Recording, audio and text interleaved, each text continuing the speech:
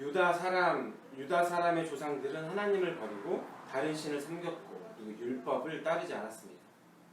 그런데 그들보다 지금 세대가 더욱 악하다고 합니다. 그래서 유다는 하나님의 심판을 받게 된 것입니다. 그 심판의 내용은 다른 것이 아니라 살고 있던 땅에서 쫓겨나 알지도 못하는 땅으로 내몰리는 것이었습니다. 그런데 그것만으로 너무나 힘든데 역설적이게도 그들은 내몰린 그 땅에서 다른 신을 섬기게 될 것이라고 이야기합니다. 죄로 인해 내몰린 자리에서 다시 같은 죄를 지으며 살아가게 될 것이라는 저주였던 것입니다. 이러한 모든 결과는 여호와께서 그들에게 은혜를 베풀고 계시지 않기 때문이라고 본문은 이야기합니다. 그런데 이 저주에 가까운 이런 메시지로 본문은 그쳐지지 않고 그러나 14절에 보면 그러나 라는 단어가 나오는데 이 역적 부사를 통해서 새로운 구원의 서광이 비춰집니다. 14절과 15절을 제가 읽겠습니다. 여호와의 말씀이니라. 그러나 보라 날이 이르리니 다시는 이스라엘 자손을 애굽 땅에서 인도하여 내신 여호와께서 살아계심을 두고 맹세하지 아니하고 이스라엘 자손을 북방 땅과 그 쫓겨났던 모든 나라에서 인도하여 내신 여호와께서 살아계심을 두고 맹세하리라. 내가 그들을 그들의 조상에게 준 그들의 땅으로 인도하여 들리리라. 그들의 조상 이스라엘 자손들을 애굽에서부터 구원했던 것 같이 북방 땅 바빌로니아, 즉 그 포로로 끌려갔던 모든 땅에서 유다를 해방하는 새로운 그 출애굽의 역사가 쓰여질 것이라고 이야기하고 있습니다. 그런데 그들이 돌아올 땅은 바로 그들의 그 조상들에게 주었던 그들의 땅 가나안으로의 귀환이었습니다. 비록 그들이 지금은 생명구주의 땅으로 내던져졌지만 반드시 하나님께서 약속했었던 그 언약의 땅으로 다시금 돌아올 것을 소망의 약속을 하나님께서는 지금 하고 있습니다. 그런데 이러한 이러한 소망에 앞서서 죄에 대한 철저한 심판이 따릅니다. 그 심판에 대한 본문은 어부와 그 포수에 빗대어서 16절에 이렇게 이야기하고 있습니다. 여호와의 말씀이니라.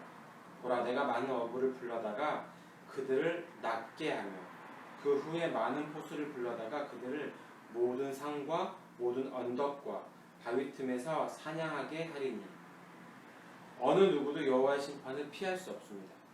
많은 어부들이 낚시하듯이 혹 어부의 그물을 피할지라도 많은 포수가 모든 산과 언덕과 그뿐만이 아니라 바위 틈을 샅샅이 뒤져서 사냥하듯이 어느 누구도 여호와의 엄중하고 철저한 심판을 피할 수가 없습니다.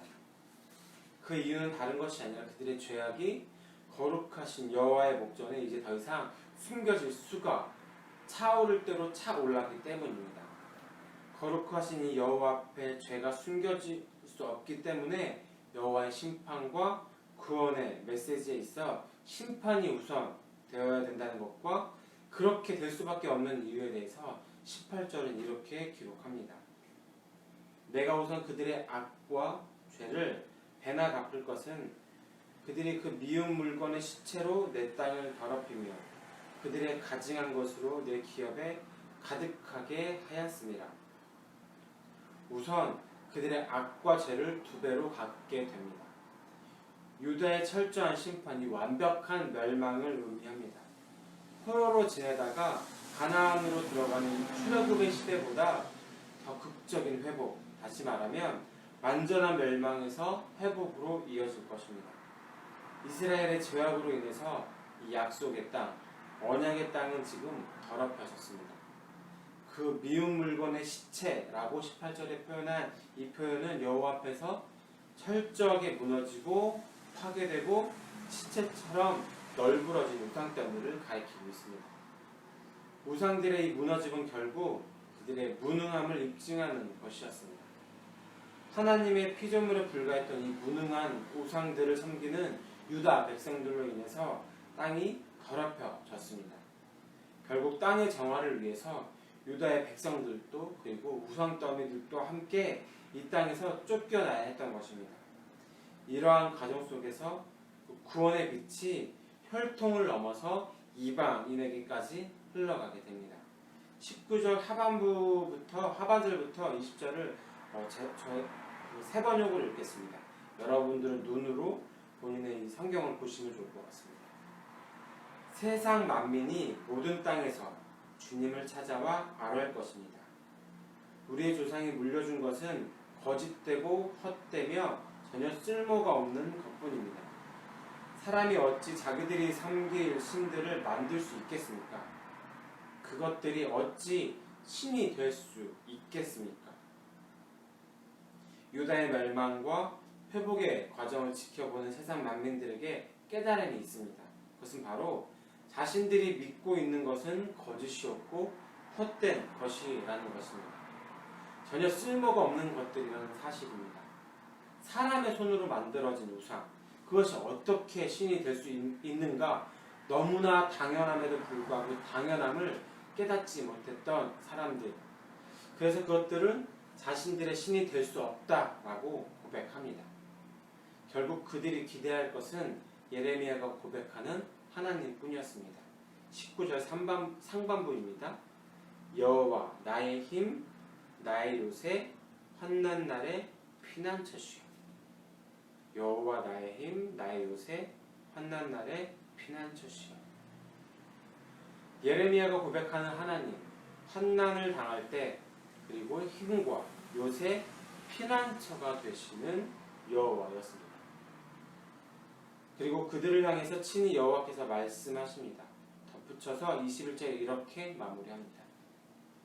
여호와께서 이르시되 보라, 이번에 그들에게 내 손과 내 능력을 알려서 그들로 내 이름이 여호와인 줄 알게 하리라.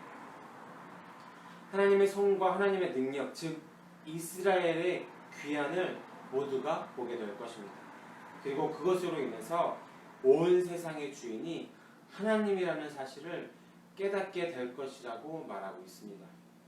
유다의 멸망을 통해서 유다와 이방인들 모두가 지금까지 믿었던 이 우상 더미들을 버려버리고 유다의 회복을 이뤄가는 여호와를 목도함으로써 믿음의 대상을 바로 세워가야 했던 것입니다.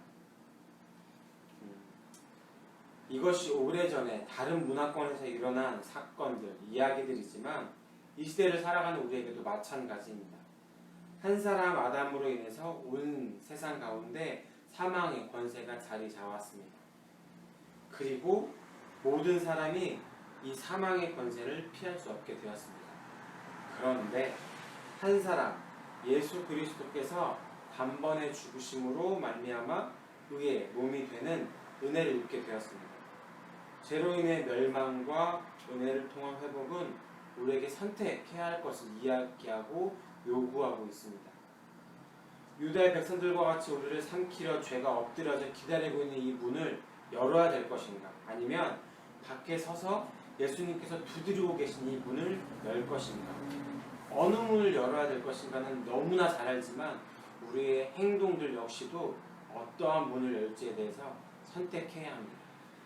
선택에 있어 우리의 지체는 민감하고 그리고 민첩하고 지혜롭게 반응해야 합니다. 왜냐하면 하나의 문을 여는 그 순간에 우리의 지체를 불의의 무기로 죄에게 내어주는, 그래서 몸의 사역에 순종하게 되는 것이고, 다른 하나의 문을 여는 순간 우리의 지체를 의의 무기로 하나님께 드리는, 그래서 그리스도와 함께 더불어 먹는 교제의 자리가 될 것이기 때문입니다.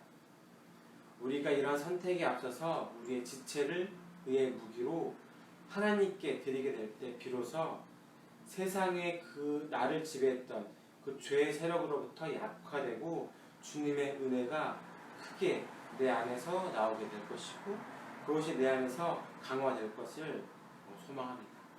그리고 이렇게 될 때에 나의 공동체가, 내가 살고 있는 곳이, 그리고 이런 사람이 한 사람 늘어남으로 인하여서 이 땅이 더욱더 선행의 소식들이 넘쳐나는, 공동체가 살아나는, 이 땅이 살아나는 그 날이 오지 않을까요?